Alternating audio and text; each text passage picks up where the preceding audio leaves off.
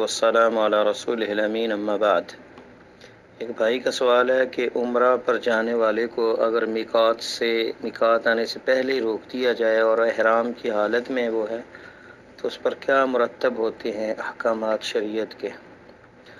تو جواب بیان الوہاب یہ ہے کہ میقات کے بعد پابندی شروع ہوتی ہے احرام کی، کہ احرام بغیر عمرہ کیے کھول نہیں سکتا بندہ، اور احرام کی پابندیاں بھی میقات کے بعد۔ میقات سے پہلے وہ جو چادریں ہیں وہ احرام نہیں ہے، وہ عام چادریں ہیں، سر پہ لے سکتا ہے بندہ، اس پہ کوئی پابندی بھی نہیں لگتی، تو اس لیے اس سے پہلے اگر اسے چادریں کھول دے، احرام بدل لے، نہ پہنے، عمرے کا پروگرام کینسل کر دے، کر سکتا ہے۔ عمرہ کی نیت جو ہے وہ میقات سے کرنی ہوتی ہے، اور میقات کے بعد اگر میقات میں بھی اگر اس نے شرط لگائی ہو کہ وَمَحِلِّ حَيْثُ حَبَسَنِي حَابِسٌ، کہ اگر مجھے روک دیا گیا تو میں حلال ہو جاؤں گا، کھول دوں گا احرام، اگر یہ شرط لگائی ہو تب اس پہ کچھ بھی نہیں ہے، وہ میقات کے بعد بھی احرام کھول سکتا ہے۔ خاص کر ایسے حالات ہوں کہ جب اسے ڈر ہو کہ روک دیا جائے گا تو اسے یہ شرط لگا لینی چاہیے نیت کرتے وقت میقات پہ، اور اگر اس نے یہ شرط نہیں لگائی، میقات کے بعد اگر روکا گیا ہے تو پھر اس پہ فدیہ ہے اور عمرے کی قضا ہے کہ دوبارہ پھر وہ عمرہ ادا کرے گا۔ تو یہ ہے اس کا مختصر جواب، کیونکہ میقات سے پہلے کوئی پابندی نہیں، میقات سے پہلے احرام کھول سکتے ہیں وہ، جیسے پاکستان سے آنے والوں کے ساتھ ہوا کہ لاہور ایئرپورٹ پہ انہیں جہاز میں احرام پہنے ہوئے بیٹھے تھے لوگ، اتار دیا گیا،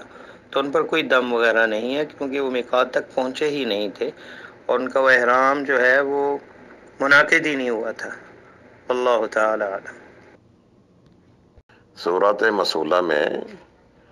کہ جن عمرہ کرنے والوں نے احرام پہن کر نیت بھی کر لی ہے، تلبیہ بھی انہوں نے کہہ لیا ہے، لیکن ان کو اپنے ہی ملک کے ایئرپورٹ پر روک دیا گیا ہے، تو ان کے ذمہ کوئی چیز نہیں ہے، نہ ان پر کوئی دم پڑتا ہے، نہ ہی آئندہ سال انہوں نے اس کی قضائی دینی ہے، اس لیے کہ احرام کی پابندیاں تو میقات گزرنے کے بعد شروع ہوتی ہیں، تو ابھی تو وہ میقات پر پہنچے ہی نہیں ہیں، اپنے ملک میں ہی انہوں نے احرام پہنا ہے، نیت کی ہے، اور انہوں نے لبیک کہنا شروع کیا ہے، تو سعودیہ سے حفظ ما تقدم کے طور پر ان پر پابندی عائد کر دی گئی ہے کہ تم نے عمرہ کرنے کے لیے سعودیہ میں نہیں آنا ہے، تو اس لیے وہ تو شکل و صورت ان کے احرام والی تھی، حقیقتاً وہ محرم نہیں تھے، کیونکہ محرم تو انہوں نے میقات کے بعد ہونا تھا، میقات سے پہلے انہوں نے احرام کھول دیا ہے، تو ان پر کوئی دم وغیرہ بھی نہیں ہے۔ یہ جو فتویٰ احناف کی طرف سے آیا ہے، اور انہوں نے یہ کہا ہے کہ رسول اللہ صلی اللہ علیہ وسلم نے احرام کھول کر اگلے سال عمرۃ القضاء کیا تھا، یہ تو میقات سے گزر کر احرام کے حالت میں حدیبیہ کے مقام پر آ چکے تھے، تو یہاں انہوں نے احرام کھولا ہے، تو وہ عمرۃ القضاء اس لیے نہیں ہے کہ وہ پہلے عمرے کی قضائی تھی،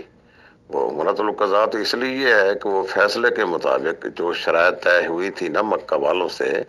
ان میں یہ فیصلہ ہوا کہ تم نے اگلے سال آ کر عمرہ کرنا ہے، اس لیے اس کو عمرۃ القضاء کہتا ہے کہ وہ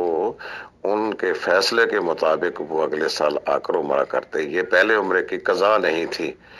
وہ بھی عمرہ ہے، مکمل ہے، جب انہوں نے احرام کھولا ہے تو ان کا عمرہ ہو گیا ہے، اگرچہ وہ مکہ مکرمہ نہیں پہنچ سکے ہیں، لیکن ان کا عمرہ مکمل ہو گیا ہے۔ یہ رسول اللہ صلی اللہ علیہ وسلم کے 4 عمرے اسی طرح بنتے ہیں نا،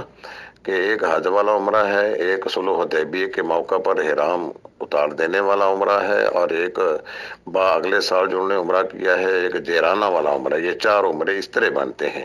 یہ عمرۃ القضاء اس معنی میں نہیں ہے کسی کی نماز فوت ہو گئی ہے تو بعد میں اس کی قضا دے گا، یہ تو ان مکہ والوں کے فیصلے کے مطابق تھا، اس لیے اس کو عمرۃ القضاء کہا جاتا ہے۔ بہرحال احرام سے پہلے اور میقات سے پہلے اگر احرام کھول دیا جائے تو وہ ابھی تک محرم نہیں بنے ہیں، لہذا ان پر نہ عمرہ کرنا ضروری ہے، نہ ان پر کوئی دم آتا ہے۔ ھذا ما عندی واللہ اعلم بالصواب۔